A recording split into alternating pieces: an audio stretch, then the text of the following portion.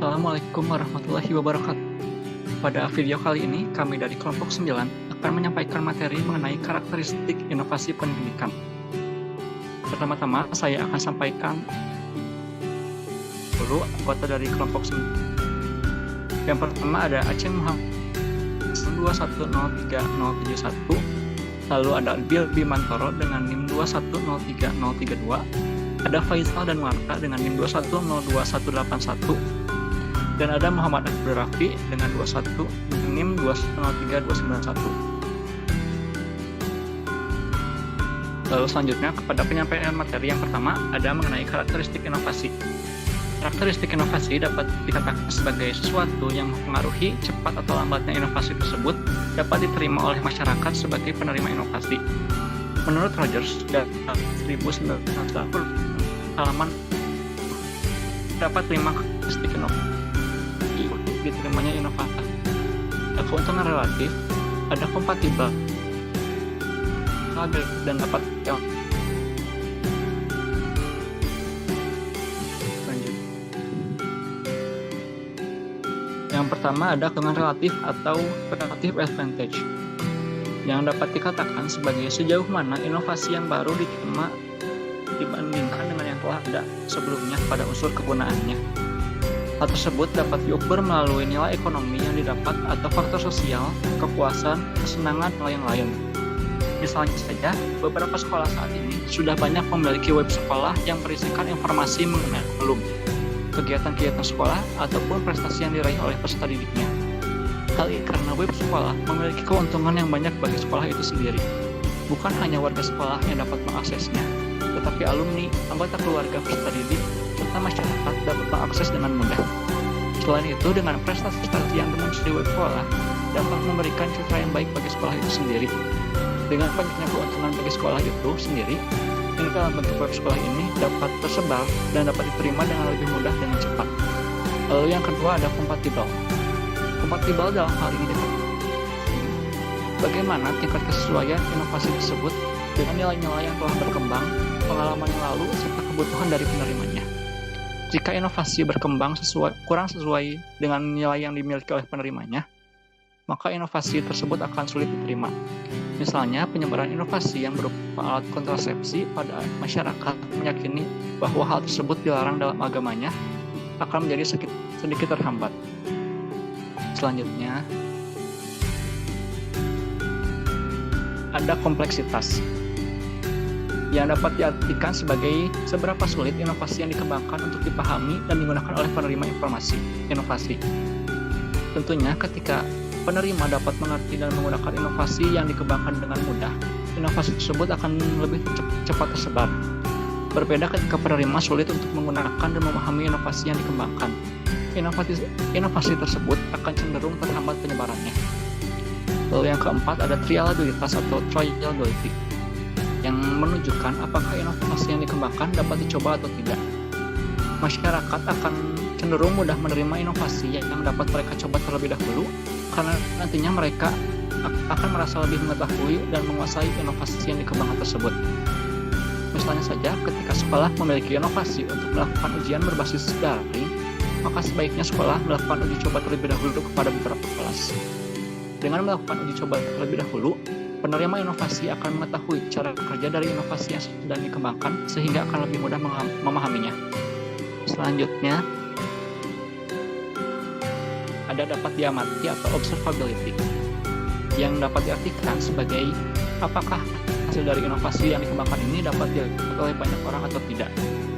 Ketika inovasi memiliki hasil yang mudah untuk diamati oleh orang-orang, tentunya orang-orang akan lebih cenderung yakin dan percaya untuk menggunakan inovasi tersebut sehingga inovasi akan tersebar dan diterima dengan lebih cepat. Misalnya saja ketika guru membuat inovasi berupa media pembelajaran untuk pembelajarannya di kelas dan mendapatkan hasil dengan peserta didiknya yang mengalami peningkatan dalam pembelajarannya.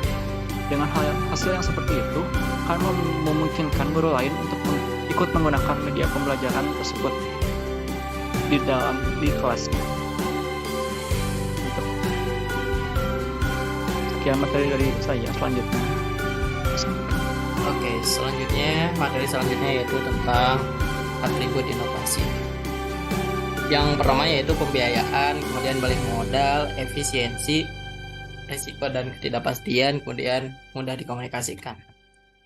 Yang pertama yaitu pembiayaan atau cost. Pembiayaan ini berpengaruh terhadap cepat lambatnya penerimaan inovasi, baik pembiayaan di awal maupun pembiayaan untuk pembinaan. Kemudian yang kedua adalah balik modal. Atribut ini hanya ada dalam inovasi di bidang perusahaan atau industri. Artinya, suatu inovasi akan dapat dilaksanakan kalau hasilnya dapat dilihat sesuai dengan modal yang telah dikeluarkan. Yang selanjutnya yaitu yang ketiga, efisiensi. Inovasi dapat diterima dengan cepat ketika dalam pelaksanaannya dapat menghemat waktu dan juga tidak terjadi berbagai permasalahan hambatan. Kemudian yang keempat yaitu resiko dan ketidakpastian. Inovasi dapat diterima jika mengandung resiko dan yang sekecil-kecilnya bagi penerima inovasi. Kemudian yang kelima yaitu mudah dikomunikasikan. Inovasi dapat diterima apabila isinya mudah dikomunikasikan dan mudah diterima oleh klien. Sekian dari saya, yang selanjutnya akan disampaikan oleh Billy. Baik, yang selanjutnya ada kompatibilitas, yaitu cepat lambatnya penerimaan inovasi tergantung dari kesesuaiannya dengan nilai-nilai atau value warga masyarakat. Inovasi akan cepat diterima jika sesuai dengan kebutuhan, keyakinan, norma, dan lain sebagainya. Yang ketujuh, kompleksitas, yaitu inovasi yang dapat mudah digunakan oleh penerima akan cepat tersebar dengan cepat. Makin sukar dimengerti suatu inovasi, semakin lambat proses penyebarannya. Tingkat kesukaran inovasi mencakup baik konsep maupun cara penggunaannya. Yang kedelapan, status ilmiah. Suatu inovasi yang memenuhi syarat ilmiah akan mudah diterima kebenarannya oleh penerima, sehingga akan mempengaruhi proses penyebaran inovasi tersebut.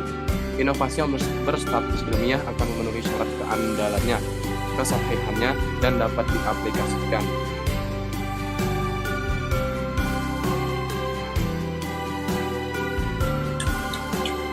Yang kesembilan, kadar keaslian. Warga masyarakat dapat cepat menerima inovasi apabila dirasakan itu hal yang baru bagi mereka.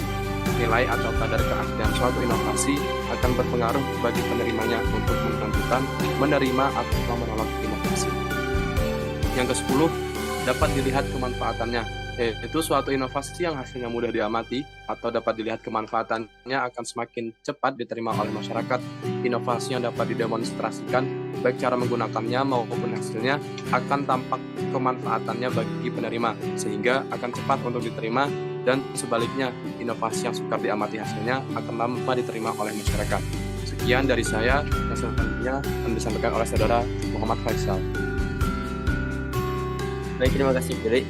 Sebenarnya inovasi dapat dilihat batas sebelumnya. Suatu inovasi akan semakin cepat diterima oleh masyarakat apabila dapat dilihat batas sebelumnya. Artinya apa? Artinya contohnya awalnya dalam suatu sekolah digunakan terlebih dahulu modul pelajaran matematika. Artinya sudah dicoba modul matematika terlebih dahulu secara utuh, tetapi belum pada bidang studi lain. Setelah bidang studi matematika berhasil baik, maka dicobakan pada bidang studi yang lain. Selanjutnya dapat peningkatan sasaran perubahan, yaitu inovasi dapat mudah diterima apabila warga masyarakat diikut sertakan dalam setiap proses yang dijalani. Selanjutnya ada hubungan interpersonal. Maka jika hubungan interpersonal baik dapat mempengaruhi temannya untuk menerima inovasi. Artinya dengan hubungan yang baik maka orang yang menentang akan menjadi bersikap lunak dan orang simpati akan menjadi tertarik dan orang yang tertarik akan menerima inovasi tersebut. Yang selanjutnya ada kepentingan umum atau pribadi, publicness versus privateness. Inovasi yang bermanfaat untuk kepentingan umum akan lebih cepat diterima daripada inovasi yang ditujukan pada kepentingan sekelompok orang saja. Selanjutnya, yang ke-15 adalah penyuluh informasi atau penyuluh inovasi atau gatekeepers. Untuk melancarkan hubungan dalam usaha mengenalkan suatu inovasi kepada organisasi, sampai organisasi mau menerima inovasi, diperlukan sejumlah orang yang diangkat menjadi penyuluh inovasi. Misalnya untuk pelaksanaan program KB, maka diperlukan orang-orang yang bertugas mendatangi warga masyarakat untuk menjelaskan perlunya melaksanakan program KB. Tersedianya penyuluh inovasi akan mempengaruhi kecepatan penerimaan inovasi. Demikian berbagai macam atribut inovasi yang dapat mempengaruhi cepat atau lambatnya penerimaan suatu inovasi. Dengan memahami atribut tersebut, para pendidik dapat menganalisa inovasi pendidikan yang sedang disebarluaskan, sehingga dapat memanfaatkan hasil analisisnya untuk mempercepat proses penerimaan inovasi. Sekian dari saya kembalikan kepada Kang Akil. Itu tadi penyampaian materi dari kelompok 9. Semoga materi yang kami sampaikan dapat bermanfaat untuk teman-teman yang telah menonton video ini. Dan jangan lupa untuk bertanya di kolom komentar. Terima kasih. Wassalamualaikum warahmatullahi wabarakatuh.